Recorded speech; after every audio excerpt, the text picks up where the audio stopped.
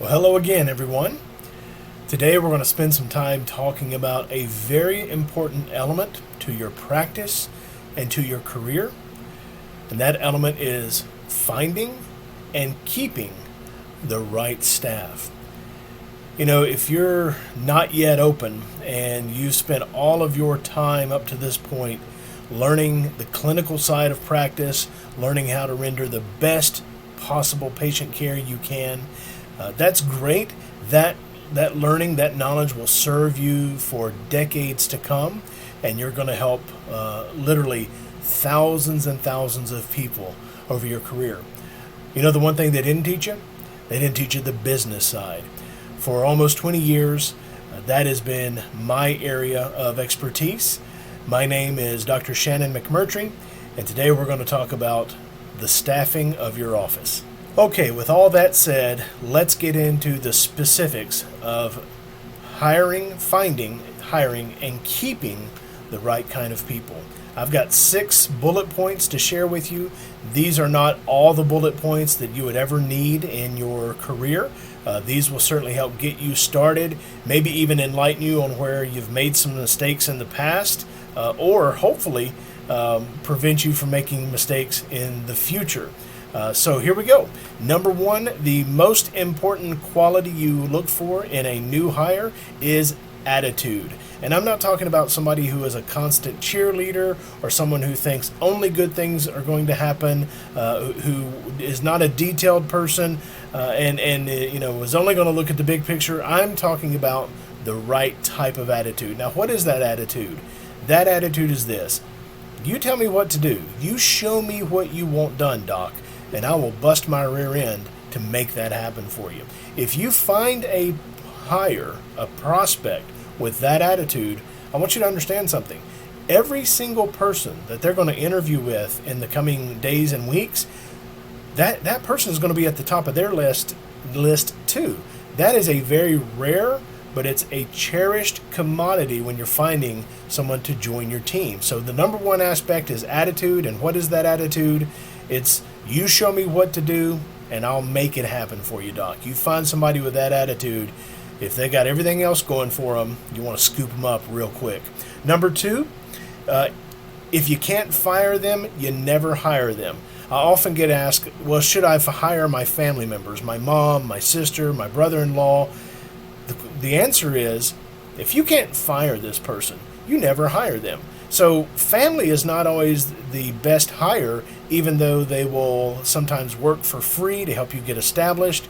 Also, if you have someone who is in a real desperate situation and you know they are looking for this paycheck to pay their mortgage and to buy the groceries, and everything in their life is riding on your ability to pay them, that would be a person that would be very challenging to fire for most of us. And you go to church with some people, sometimes you hire out of your patient base, but it all comes back to you have to set that ground rule in the beginning. If I can't fire you, I'm never going to hire you, because then you get into a situation where you are trapped, and that is frustrating, it's demotivating, it's demoralizing, and it'll make you actually not want to come to the office and serve your patients. So number 2, if you can't fire them,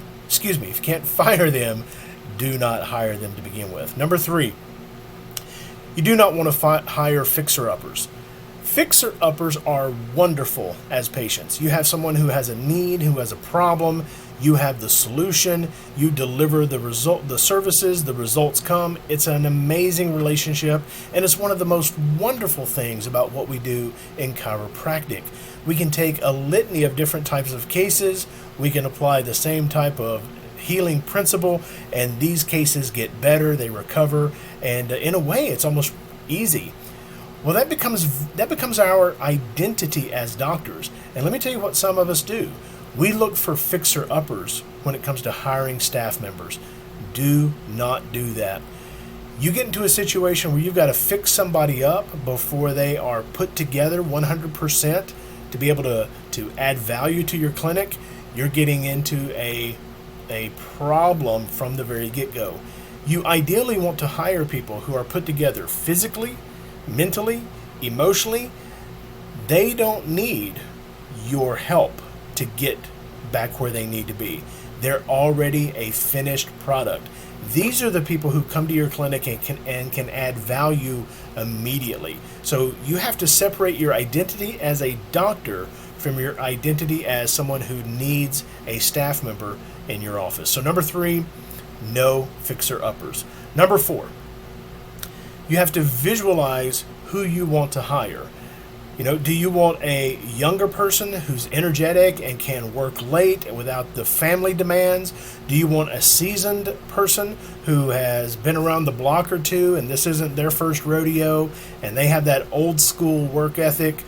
Do you work better with a certain type of person, like an emotional type? You have to decide who you want. You have to get in your mind exactly who it is that you want to join this thing that you're building.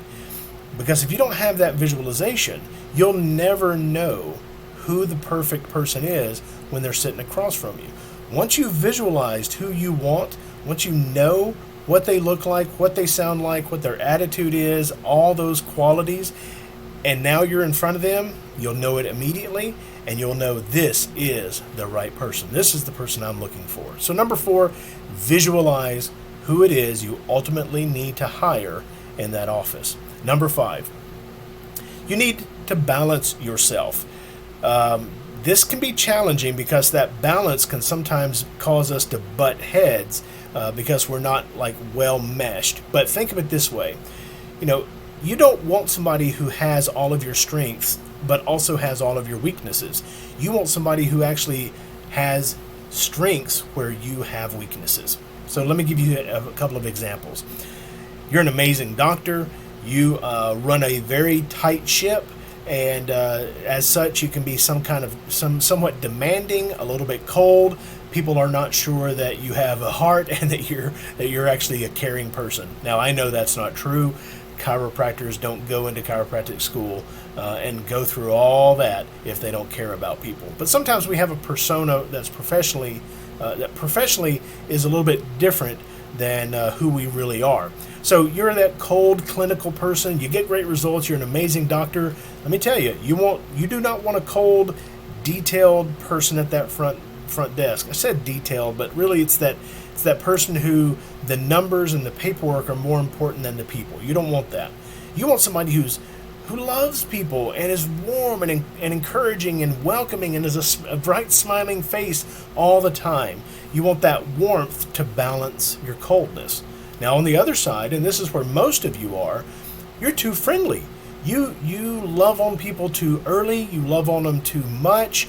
You're an encourager by nature. You kind of have to have somebody who's willing to be the tough guy in the clinic, somebody who's willing to abide by the rules that you've set forth. Because if you're always breaking policy and that staff member is always breaking policy, that's a recipe for disaster. You have to have somebody who's going to be that person in charge. So balance yourself. Number 5 rule is balance yourself.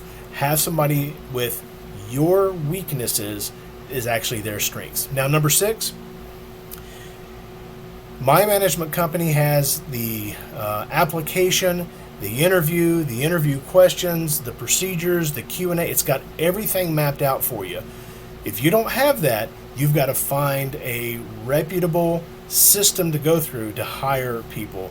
And hiring is not something that you want to play around with because there are a lot of state laws that vary from state to state that if you trip up, even if you're well-intentioned, even if it's completely honest and an innocent mistake, this could cause problems for you with your state employment. So you want to make sure that from application and interview all the way through the clinic procedure manual and such, that you've got all that buttoned up where it needs to be.